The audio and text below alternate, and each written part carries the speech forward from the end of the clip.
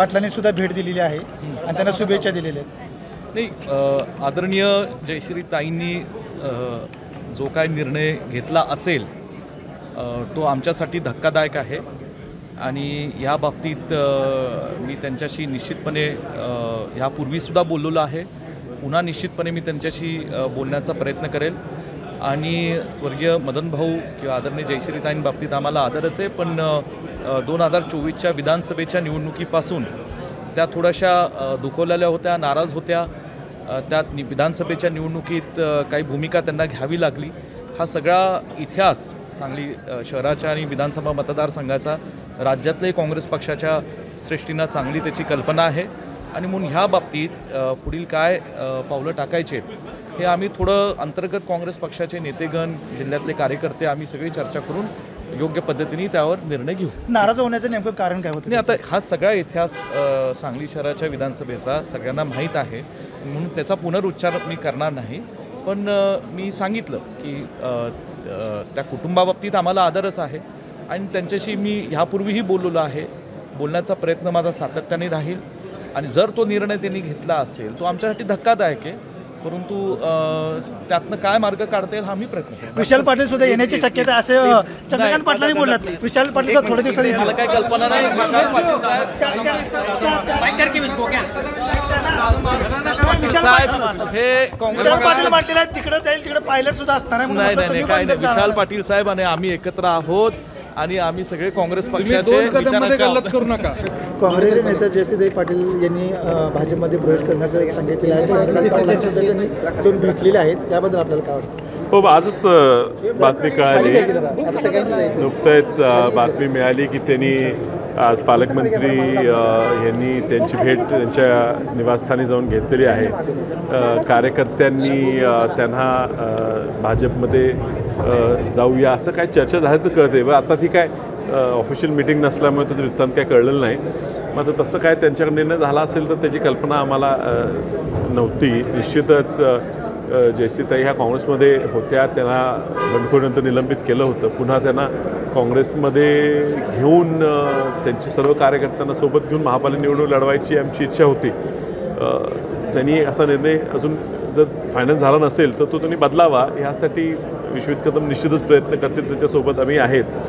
शेवटी आपण ह्या काँग्रेसच्या विचारधारेबरोबर काम करत आलेलं कुटुंब म्हणून मदन भाऊंच्या कुटुंबांकडे पाहतो, म्हणजे आमच्या कुटुंबाकडे पाहतो आणि ही तशी जर निर्णय त्यांनी शेवटपर्यंत नेला तर ही अनैसर्गिक युती होईल, जशी पूर्वीसुद्धा 1999 सालीसुद्धा झाली होती आणि त्यामुळे इलेक्शनला पुन्हा फटका बसला होता। मला वाटत नाही त्यांची लोक हा निर्णय स्वीकारतील आणि म्हणून तो निर्णय त्यांनी घेऊ नये, अजूनही कदाचित घेतलेला नाही, प्रवेश केला दिसत नाही, करू नये। बुधवारी मुख्यमंत्र्यांच्या हस्ते पक्षप्रवेश करणार असं सांगितलं, अर्थात त्या बैठकीला ती काय ऑफिशियल बैठक नसल्यामुळे तिथं काय झालं कल्पना नाही। आता जर पक्षप्रवेश केला नसेल तर त्यांनी करू नये असा आम्ही प्रयत्न करू। तुम्ही विधानसभेला प्रचार केला होता सर, त्यांचं कमी पडलं का? कारण की वसंतदादा घराणं आजपर्यंत काँग्रेसची एकनिष्ठ राहिलेलं आहे, पण आज काँग्रेसकडूनच या घराण्यावर वारंवार अन्याय करण्याची भूमिका घेतली। ते बघा, मी आधी सांगितलं पक्षाकडून अन्याय झाला तर माझ्यावरही झाला, मी लढलो, पुन्हा आल्यावर आम्ही पक्षालाच पाठिंबा दिलेला आहे। ह्या विचारधारेच्या उलटं आपण जाऊ नये अशी आमच्या घरातल्या सगळ्यांचीच इच्छा आहे। आता तो निर्णय त्यांनी आता कुठल्या दबावाखाली केला, कुठल्या कार्यकर्त्यांच्या कुठल्या मागणीनुसार केला, हा आता काळांतरानेच कळेल। त्यांच्याशी निश्चितच संपर्कात आम्ही यायचा प्रयत्न करून हा निर्णय बदलावा असं आम्ही प्रयत्न करू। त्यांना इतिहासाची सुद्धा त्याला सोबत उदाहरणं देऊ की मदन भाऊंनी सुद्धा राष्ट्रवादीकडे जायचा निर्णय घेतला होता, त्यावेळेसुद्धा तत्कालीन आमदार संभाजी पवार साहेबांसोबत जायचा निर्णय घेतला होता आणि तो त्यांच्या अंगलट आला होता आणि लोकांनी तो स्वीकारला नाही।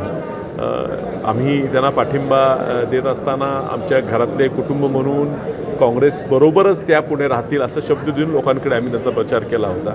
आता त्याच्याशी ते ठाम राहतील अशी आमची अजूनही अपेक्षा आहे, तो प्रयत्न आम्ही करणार।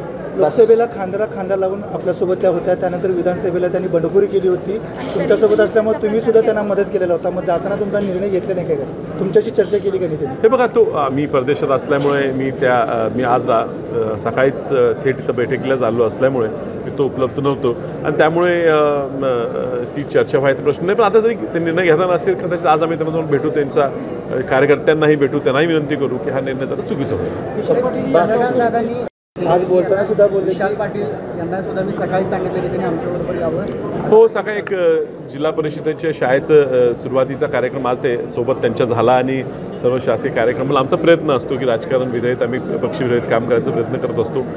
ते मला पक्षात निमंत्रित करतात, ह्यातनं मी त्यांचा निश्चितच आभार मानतो आणि माझ्या कामाची करण्याची पद्धत त्यांना आवडली असेल आणि तो एक पोचपावतीच मी समजून घेतो. पण असा कुठलाही विचार तरी येणाऱ्या ह्या टर्ममध्ये तरी होईल असं मला वाटत नाही आणि त्यामुळे त्यांचे मी फक्त आता ह्या ऑफर्सच्या बदल्यात फक्त आभारच मानू शकतो.